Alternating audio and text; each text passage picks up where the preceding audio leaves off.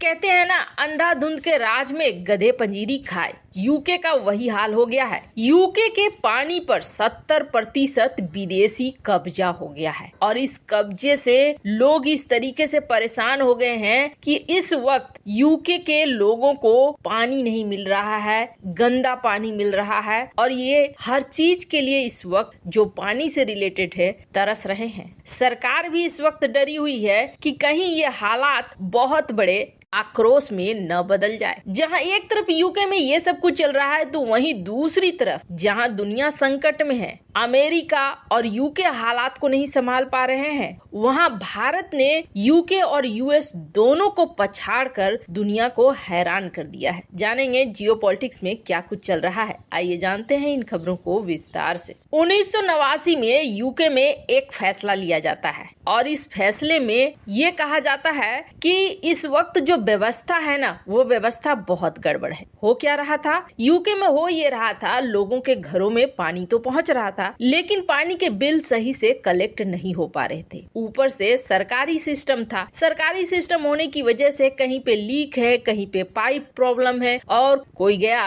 कि आप इसे ठीक करो तो ठीक कराने में वक्त लगता था। सरकार को लगने लगा कि ये सारा सिस्टम जो है ना बड़ा गड़बड़ है और सरकार के लिए एक बोझ हो गया। इस सिस्टम को ठीक कर पाना अब सरकारी विभाग के लिए सही नहीं लगा। इन्होंने मीटिंग बुलाई और मीटिंग बुलाकर ये फैसला किया कि चलो जो वाटर सिस्टम है ना यूके का, यानी लोगों के घरों तक पानी पहुंचाना, इसका हम प्राइवेट कर देते हैं, प्राइवेट कंपनियों को दे देते हैं। प्राइवेट कंपनियां लोगों के घरों तक पानी भी पहुंचाएंगी और सारी चीजों का देखभाल भी करेंगी। लोग भी बिल पेमेंट करेंगे प्राइवेट कंपनियों को, ये प्राइवेट कंपनियों का हेडेक होगा। यूके की सरकार ने सोचा अच्छा, लेकिन इसके लिए जो स्ट्रक्चर था वो स्ट्रक्चर उसने बहुत गंदे ढंग से बनाया। आप खुद ही देखेंगे ना तो आपको समझ में आ जाएगा कि क्यों इसे बहुत गंदा कहा गया और अब सिस्टम में क्या हो गया है। सरकार बुरी तरीके से फंस गई है। 1989 में सरकार ने कहा कि ठीक है, हम आपको कुछ कर्जा देंगे और यूके की सरकार ने कर्जा दिया उन कंपनियों को करीब 1.5 बिलियन यूरो का, और यही उस वक्त उन कंपनियों को दिया गया कर्जा था। पर इस वक्त उन कंपनियों के ऊपर जो कर्जा है वो कर्जा है करीब 54 बिलियन यूरो का, जो एक बहुत बड़ा अमाउंट है। अब इसके बावजूद समस्या क्या आ रही है? समस्या ये आ रही है, एक एवरेज बिल प्राइस होता है जिसमें 20% जनता देती है प्राइवेट फर्म्स को, जो भी बिल आता है उसका 20% पेमेंट करती है इन प्राइवेट कंपनियों को। तो क्या प्राइवेट कंपनियां फिर सरकार को पैसा वापस नहीं लौटा रही हैं? तो हो ये रहा है कि एक पिगी बैंक बन गया है। ये जो कंपनियां हैं कर्ज भी उठा रही है और बिल भी ले रही है, लेकिन पूरे सिस्टम में उस पैसे को लगा नहीं रही है और इसकी वजह से कहीं पे लीक हो गया है तो वो छूटा हुआ है, कहीं पे गंदगी नदी में ही डाल दिया, पानी और ज्यादा दूषित हो रहा है। ये कंपनियां सरकार को ही लेटर लिख रही हैं, सरकार इसको लेटर लिख रही है। पहले ये बातें दबी हुई रहती थी ताकि लोगों तक ना पहुंचे, लेकिन जब पानी की किल्लत होने लगी तब लोगों तक ये खबरें पहुंचने लगी।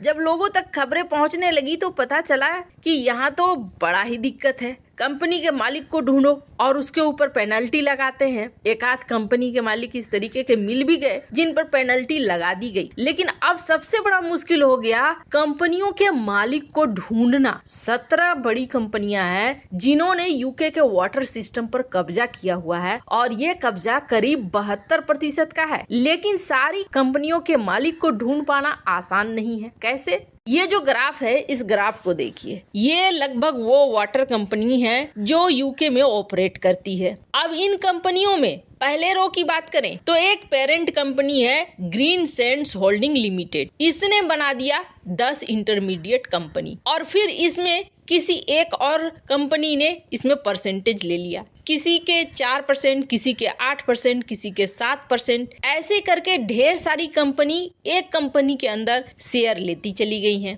कतर की है, चाइना की है, अमेरिका की भी है। अब इसी तरह का आप देख सकते हैं, किसी में 9 इंटरमीडिएट कंपनीज है, किसी में 5 है, किसी में 4 है। कई कंपनियों का गुच्छा बना हुआ है एक गुच्छे में। अब इसमें अगर कहा जाए कि कौन मालिक है तो यहाँ पेरेंट कंपनी बोलेगी इंटरमीडिएट कंपनी ने किया ऐसा, इंटरमीडिएट इंटरमीडिएट कंपनी फिर किसी दूसरे और को कहेगी। ये पूरा का पूरा सिस्टम ही कॉम्प्लेक्स हो गया। कॉम्प्लेक्स होने के साथ साथ कुछ समझ में ही नहीं आया कि ये जो पैसा आता है ये इतनी सारी कंपनियां किस तरीके से अरेंज करती हैं। क्या ये अपने अपने पॉकेट में भर लेती हैं और फिर जब काम करने की बारी आती है तो कोई भी काम नहीं होता है। लग तो ऐसा ही रहा है जैसे ऐसा ही कुछ हो रहा है इस वक्त इंग्लैंड के पूरे वाटर सिस्टम में, और इस वक्त फंस चुका है यूके कि कैसे इसे ठीक करे। हालांकि कई कंपनियों के ऊपर लगाए गए हैं जुर्माना भी, पर जिस तरीके से 30 साल में ये पूरा सिस्टम खराब हो चुका है इसे तुरंत से ठीक कर पाना तो आसान नहीं है।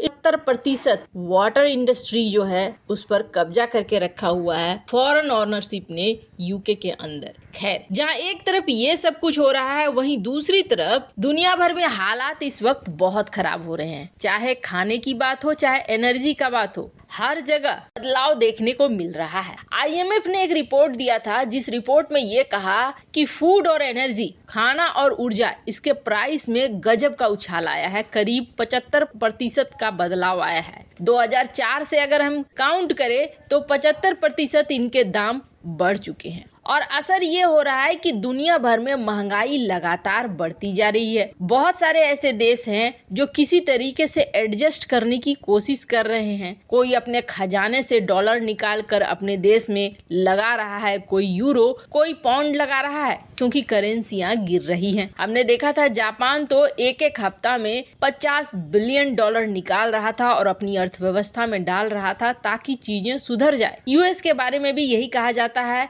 यूके के बारे में भी यही कहा जाता है। हालांकि अब धीरे धीरे फॉरेन रिजर्व कई देशों के घटते जा रहे हैं। भारत के भी शुरुआती दौर में घटे लेकिन फिर ठीक ठाक हो गया। पर अब जो रिपोर्ट है वो रिपोर्ट ये कह रही है कि यूके जर्मनी के तुलना में भारत ने बहुत ही अच्छा मैनेजमेंट किया है। इस रिपोर्ट में ये कहा गया है कि कॉस्ट ऑफ लिविंग एक कॉमन करेंसी में US, यूके, जर्मनी को जब कंपेयर किया गया तो ये पाया गया कि भारत के अंदर कम खर्चे में भी लोग बहुत आसानी से रह रहे हैं। अब आप सोचेंगे ये तो कंपैरिजन सही नहीं है, US का अलग किया होगा, यूके का अलग, वो तो डॉलर में कमाते हैं, हम तो रुपये में कमाते हैं। ऐसा नहीं, एक कॉमन निकाला गया कि कॉमन पैसे में मान लो आप 100 रुपए है, यही 100 रुपए दिए जाते हैं US को, जर्मनी को और यूके को, तो अंतर देखने में मिलता है। कहा जा रहा है कि सितंबर 2021 में जब तुलना की गई तो ये देखा गया भारत और अमेरिका में 12 रुपए ज्यादा लगे, यानी 112 रुपए। लेकिन जर्मनी में ये कॉस्ट ऑफ लिविंग बढ़ गया है और ये हो गया है 120 रुपए। वहीं यूके में ये और ज्यादा बढ़ गया है, ये है 123 रुपए। जिस तरीके से भारत ने खाने के दाम को कंट्रोल करके रखा है वो भी बहुत ही ज्यादा महत्वपूर्ण है। SBI रिसर्च इकोवैप ने इस पूरे रिपोर्ट को प्रकाशित किया है। वैसे इन सब मामले में आपकी क्या राय है, कमेंट कर जरूर बताएं।